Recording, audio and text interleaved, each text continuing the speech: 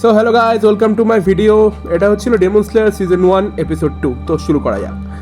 এপিসোডের প্রথমেই আমরা দেখতে পাই তানজিরো একজন ক্ষেত মজুরের সাথে কথা বলছে, কারণ তার চেলা কাঠের খুব প্রয়োজন। ওই লোকটি বলে ওইদিকে আছে নিয়ে যাও, কিন্তু তানজিরো টাকা বের করে দিতে চায়, কিন্তু লোকটি তো নিতে চায় না। তানজিরো জোর করে টাকাটি দিয়ে তবে ওখান থেকে চলে যায়, কারণ তানজিরো তো মাথা গরম। তানজিরো যেটা সিদ্ধান্ত নেয় সেটাই করে ছাড়ে আমাদের গল্পের হিরো। সো তানজিরো ওখান থেকে বেরিয়ে চলে যায় পাহাড়ের একটি কুঠুরিতে নেজুকো সাথে দেখা করতে।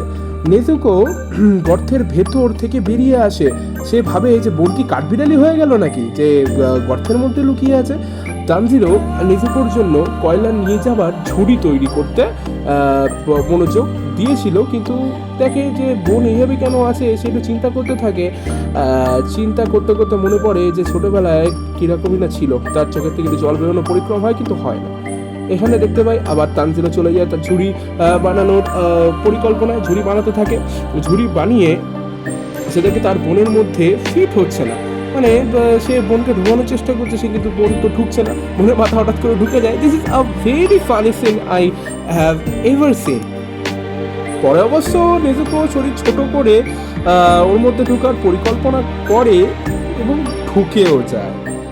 তানজিরো তারপর তার বোনকে একটুখানি আদর টাদর করে এবং তাকে নিয়ে বেরিয়ে পড়ে সাগিরি পর্বতের দিকে। এবং একটি কাকিমার সাথে দেখা হয়ে যায় ওখানে। সে কাকিমা জিজ্ঞাসা করে সে কোথায় যাবে এবং তার ঠিকানা তাকে দেখিয়ে দেয়, এবং তানজিরো তাকে টাটা বাই বাই বলে চলে যায়। তানজিরো আর নেজুকো হাঁটতে হাঁটতে হঠাৎ করে তানজিরোর নাকে একটা রক্তের গন্ধ ভেসে আসে। সে বুঝতে পারছে না কোথার থেকে আসছে। ওপরের দিকে তাকায়, সে বুঝতে পারে ওপরের একটা সিঁড়ির ওপরের কোনো একটা ঘর থেকে সেই গন্ধটা ভেসে আসছে। সে ছুটে চলে যায় ওই ঘরের দিকে, এবং তানজিরো দরজা খুলতেই দেখে একটা ডেমন মানুষকে মেরে খেয়ে ফেলছে। সে কি করবে বুঝতে পারে না। তার মুখে একটি অদ্ভুত ভয়ের চিহ্ন স্পষ্ট। ডেমনও হঠাৎ করে তাকে দেখে ফেলে এবং প্রশ্ন করে, কে আমার খাবার সময় ডিস্টার্ব করলো। তানজিরো হঠাৎ করে ভয় পেয়ে যায়, কি করবে বুঝতে পারে না। নেজুকো আমরা দেখতে পাই নেজুকোর মুখ থেকে হঠাৎ করে একটি লালা পড়তে থাকে। মানে সেও তো একটি ডেমন, সেও তো মানুষকে খাবার জন্য তৎপর হয়ে থাকে, কিন্তু নেজুকো তো এখানে একটু আলাদা। নেজুকো তো মানুষকে খাবে না। সো ডেমনও কিছুক্ষণ তানজিরোর দিকে তাকিয়ে থাকে। তানজিরো ভাবে যে আমি কি করব, এখানে কি নেজুকোর সাথে কি পালাবো না। তানজিরো মনে মনে সেটা ভাবতে থাকে, কিন্তু তানজিরো তাকিয়ে থাকে। হঠাৎ করে আমরা দেখতে পারি চোখের পলকের সাথে তানজিরোর ওপরে ডেমন হামলা করে দেয়। তানজিরো কিছু অংশে কম যায় না, তানজিরো তার নাক ঠোঁট কেটে দেয় ডেমনের। কিন্তু আমরা দেখতে পাই ডেমনের মুখ থেকে পড়া রক্ত হঠাৎ করে কিরকম বন্ধ হয়ে যায়। এখানে একটি সুপার ন্যাচারাল পাওয়ার কাজ করে, যেখানে ডেমন যদি মানুষের মাংস খায় তাহলে তার প্রত্যেকটি ক্ষত পূর্ণ হয়ে যাবে। তানজিরো সেটা দেখে অবাক হয়ে যায়, আমি কাকে দেখছি, ডেমনের ক্ষত সেরে গেল কি করে? আমি তো একটি প্রাণঘাতী আঘাত করেছিলাম। সেখানে দেখতে পাই যে নেজুকো তাকিয়ে আছে সেই মানুষটির দিকে। আমরা খাবো কি খাবো না, রক্ত দেখে তার মুখ থেকে লালা পড়ছে, কিন্তু এখানে নেজুকো কিন্তু আলাদা। হঠাৎ করে তানজিরো দিকে ডেমন হামলা করে দিচ্ছে, তার গলাটাকে টিপে ধরে রেখে দিয়েছে, তাকে শ্বাস নিতে দিচ্ছে না। এদিকে নেজুকোও তো তাকিয়ে আছে সেই মানুষটির দিকে, আমি খাবো কি খাবো না। কিন্তু এখানে একটি বিস্ময়কর ঘটনা ঘটে। নেজুকো দৌড়ে এসে ডেমনের ধর থেকে খুলি আলাদা করে দেয়, এবং তানজিরো সেটা দেখে অবাক হয়ে যায়, আমার বোনের কি ভূতে টুতে ধরলো নাকি? মানে বোন তো ভূতই, কারণ বোন এখন ডেমন হয়ে গেছে। তো বোনের মধ্যে একটা সুপার ন্যাচারাল পাওয়ার কাজ করছে। বোনের দিকে সে তাকিয়ে থাকে, নেজুকো তুমি এটা কি করলে, তাকে তুমি মেরে ফেললে। এখানে কিন্তু মাথায় রাখতে হবে তানজিরোর কিন্তু ডেমনের প্রতি একটি সহানুভূতি কাজ করে, যেটা আমরা ভিডিওর পরে দেখব।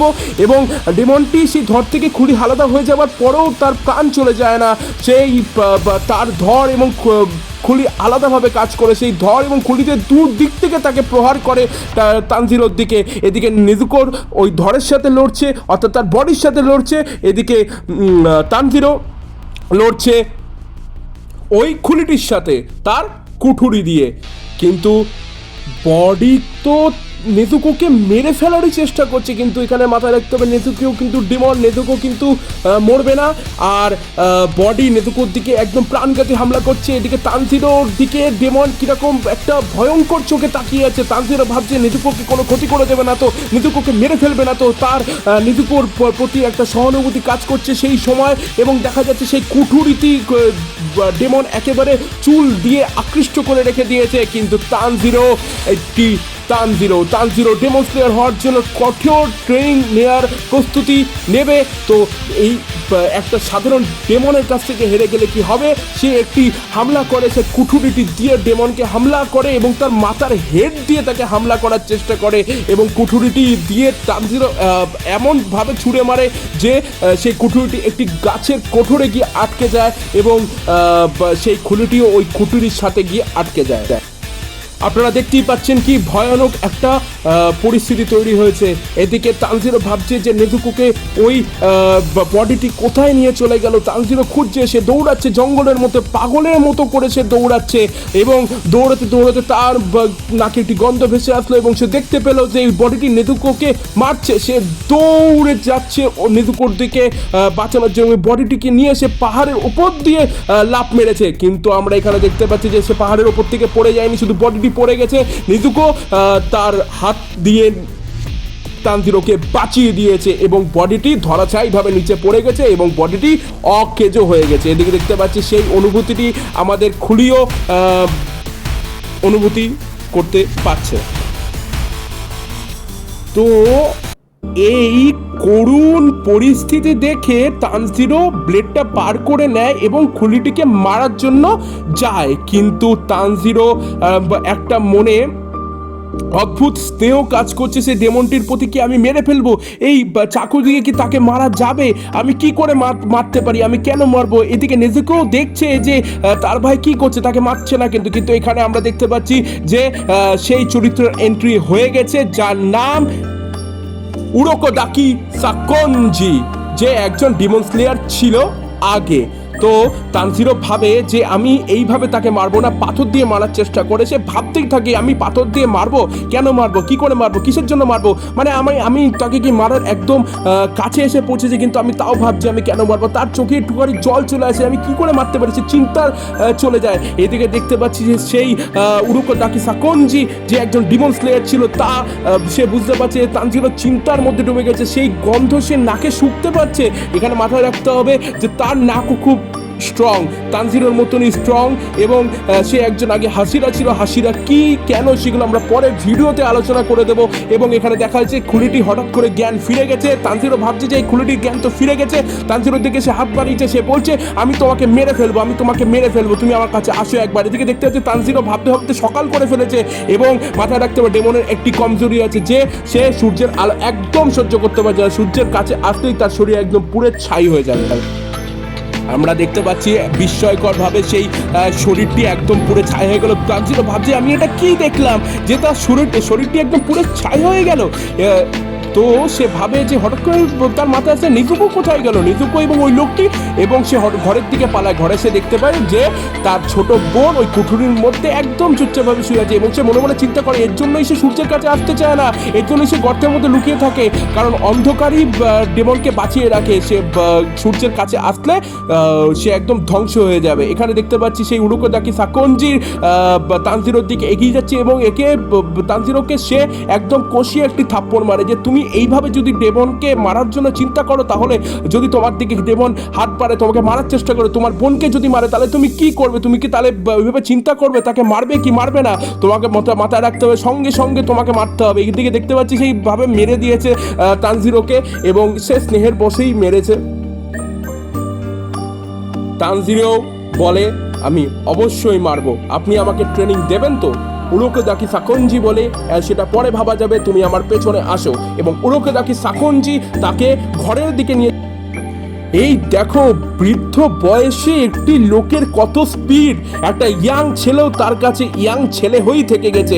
তানজিরো ভাবছে যে এই বৃদ্ধ লোকটি এত স্পিড হলো কি করে, এবং তার জুতোর থেকেও কোনো আওয়াজ বেরোচ্ছে না। সে দৌড়াচ্ছে কিন্তু তার পায়ের আওয়াজ সে পাচ্ছে না। সেও দৌড়াচ্ছে, সেও তার মাথায় রাখতে হবে যে আগে অনেক আগের থেকে সে দৌড়াচ্ছে, তার পেটে কোনো খাবার পড়েনি সেই সময় সে কিন্তু সে দৌড়ে যাচ্ছে। মনে পড়ে যায় যে নেজুকো ছোটবেলায় নেজুকোকে সে কিছুই দিতে পারেনি, সে একটা কিমোনো সেলাই করছে, সেলাই করে পড়ে গেছে সারা জীবন ধরে।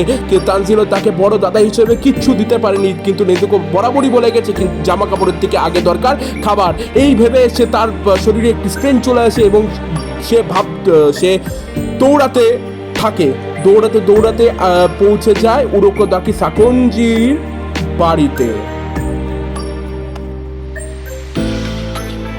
তানজিরো হাঁপাতে শুরু করে, বাড়িতে আমরা পৌঁছে গেছি, অর্থাৎ তানজিরো এবং নেজুকো পৌঁছে গেছে। এবং তানজিরো নিচু হয়ে বসে বলে যে আপনি কি আমাকে শিষ্য বানাবেন গুরুদেব? এখানে আমরা দেখতে পাই যে উরোকোদাকি সাকুনজি দরজা খুলে দেয়, তাকে ঘরে আসতে বলে, কিন্তু তানজিরো অবাক হয়ে যায় যে আমি তোমাকে বানাবো কি বানাবো না সেটা পরে দেখা যাবে, তুমি আপাতত এখন ঘরে আসো, ঘরে এসে নেজুকোকে শুয়ে দাও। এবং উরোকোদাকি সাকুনজি বলে যে আমি নেজুকোর খেয়াল রাখবো, তুমি টেনশন করো না, তুমি আপাতত পাহাড়ে চলো, তোমার জন্য একটা টাস্ক আছে। এখানে আমরা দেখতে পাই যে উরোকোদাকি সাকুনজি এবং তানজিরো পাহাড়ের দিকে চলে যায়। তাকে টাস্ক দেওয়া হয় যে তাকে পাহাড়ের থেকে নিচে নামতে হবে। তানজিরো চেষ্টা করতে থাকে, সে পাহাড়ের থেকে নিচে নামবে। উরোকোদাকি সাকুনজি বলে যে তোমাকে এখান থেকে সূর্য অস্তের আগে পাহাড়ের নিচে নামতে, সূর্য ওঠার আগে পাহাড়ের থেকে নিচে নামতে হবে। যদি তুমি পাহাড়ের থেকে নিচে নামতে পারো তাহলেই আমি তোমাকে শিষ্য বানাবো। এখানে দেখি উরোকোদাকি সাকুনজি একটি ধোঁয়াশার মধ্যে থেকে হঠাৎ করে গায়েব হয়ে যায়, সেই একটা দেবতার মতো করে। আমরা দেখতে পাই তানজিরো ভাবছে যে উনি কি আমাকে এতটা সহজ টাস্ক দেবেন। সে নিচের দিকে নামতে থাকে, নিচের দিকে নামতে নামতে সে লক্ষ্য করে যে এটা একদমই সহজ না, পাহাড়ে বিভিন্ন কোনায় কোনায় বাধা তার জন্য উপস্থিত আছে। সে ভাবে যে এইভাবে আমি নামবো কি করে, আমি এইভাবে নামতে নামতে তো পড়েও যেতে পারি এবং হাত পা ভেঙে যেতে পারে। আমি যদি সূর্য ওঠার আগে না পৌঁছে তাহলে আমাকে সে শিষ্য বানাবে না, আর যদি আমাকে শিষ্য না বানায় তাহলে আমি তানজিরোকে সুস্থ করবো কি করে? তানজিরো না, ভেরি সরি গাইস, নেজুকোকে সুস্থ করবো কি করে?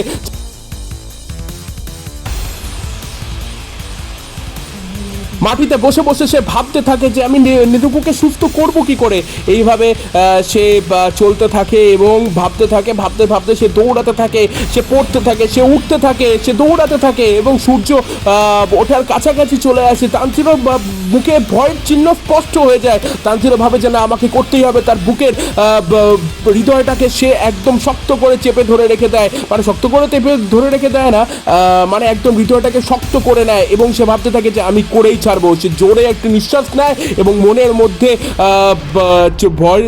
মনের মধ্যে ভয়টাকে একদম কন্ট্রোল করে এবং তার নাকটাকে একদম সুচালো করে দেয়। সেই গন্ধ শুকে বুঝতে পারে যে কোথায় কোথায় তার জন্য বাধা উপস্থিত হয়েছে। সেই গন্ধ শুকতে শুকতে নামতে নামতে বাধাটাকে চিহ্নিত করতে করতে নিচে নামতে থাকে এবং তানজিরো বাড়ির দিকে যেতে থাকে। এইভাবেই সে বিভিন্ন বাধা অতিক্রম করে দৌড়াতে দৌড়াতে নেজুকোকে ঠিক করার জন্য তার মনে একটাই প্রশ্ন, আমি নেজুকোকে কি করে ঠিক করবো, সেটা একমাত্র উত্তর দিতে পারবে ডেমন রায়, কারণ ডেমনই তাকে ডেমন বানিয়েছে। এটা মাথায় রাখতে হবে। সে কি করে ডেমন বানালো, কে ডেমন বানালো, সেটা আমরা পরে আলোচনা করবো, কারণ ভিডিও এখনো অনেকটা বাকি। আমরা বিভিন্ন ধরনের এপিসোড এখনো আসবে, সিজন 1ই শেষ হলো না এবং সিজন 2, 3, 4 আছে এবং আরও বিভিন্ন ধরনের সিজন আমরা নিয়ে আসবো এই চ্যানেলের মাধ্যমে। যদি আপনারা দেখতে ইচ্ছুক থাকেন তাহলে অবশ্যই সাবস্ক্রাইব করে দেবেন।